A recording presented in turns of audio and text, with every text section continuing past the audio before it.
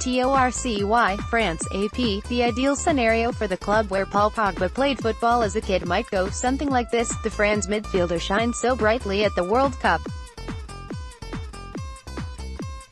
that a money-no-object club, for argument's sake, let's say Real Madrid, decides that it cannot live without him and pays a 9-figure fee to shake him loose from Manchester United.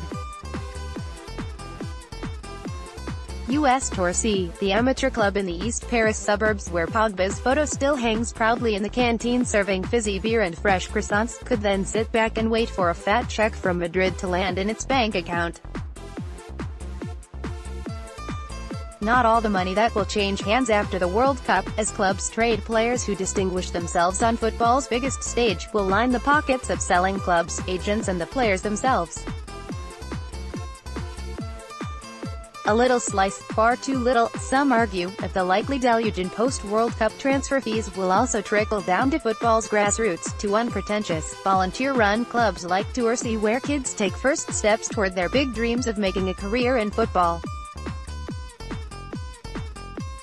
Pogba's move from Italy to Manchester in August 2016, after he burnished his star credentials in France's run that summer to the final of the European Championship, was like hitting the jackpot for Torcy. Because Pogba spent a year at Torcy in his formative years, FIFA's transfer rules entitled the club to 0.25% of the then world record fee of €105 million, $116 million, United paid to Juventus. The windfall for Torcy was about €300,000, $330,000. Torcy's president, Pascal Antonetti, won't discuss the exact amount, citing a non-disclosure agreement he says he signed with United. But the money was enough to buy 3 new minibuses to transport Torcy's players to matches and training. The club now also allows itself the luxury of getting hotel rooms for its teams when they play away from Paris, so they're not exhausted by travel on the day of their games. And it has kept some of the money in reserve, just to be safe. The club is protected from an eventual financial problem, just so long as we don't get delusions of grandeur and spend the money recklessly, Antonetti said in an interview with the Associated Press on a recent weekend when the club hosted a 2-day cup competition for kids teams from around Europe, among them Manchester City, Juventus, Paris Saint-Germain and other famous clubs. We won't be buying cars for each of our senior players in the first 11, for example, he added.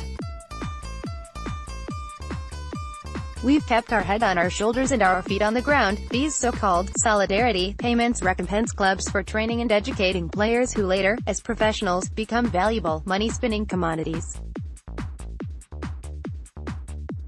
FIFA's transfer regulations stipulate that when a player contracted with one club moves to another club in another country, up to 5% of the fee must be set aside and distributed to clubs that nurtured him, from ages 12 to 23.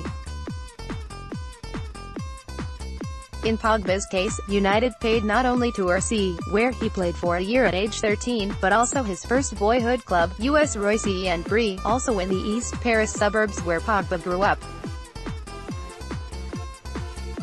The club says it received about €400,000 and has spent some of it on 2 new minibuses, movable goals and other equipment. Still, such payments to the grassroots represent only a drop in the ocean of money splashing around professional football. In 2017, spending on international transfers soared to $6.4 billion, FIFA says.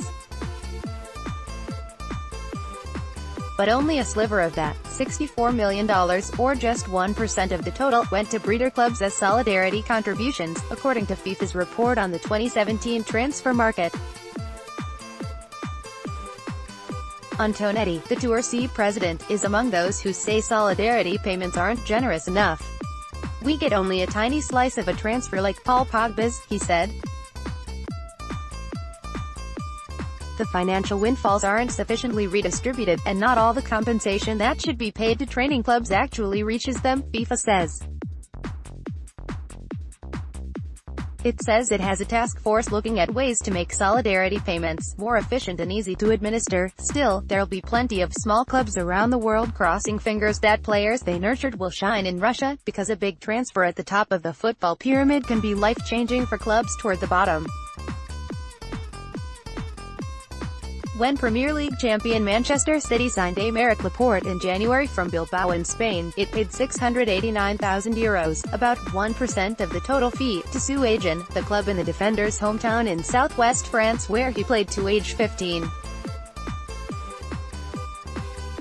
Laporte didn't make France coach Didier Deschamps' World Cup squad, but his childhood club, previously loaded in debt, is now flush thanks to his transfer. Its future assured, says its president, Jean-Claude Brunel. The money is funding renovations to the clubhouse, with a new television and a better kitchen, as well as a new minibus and uniforms for Agen's players. Carefully managed, the remainder should ensure the club's survival well into the next decade, Brunel said in a phone interview.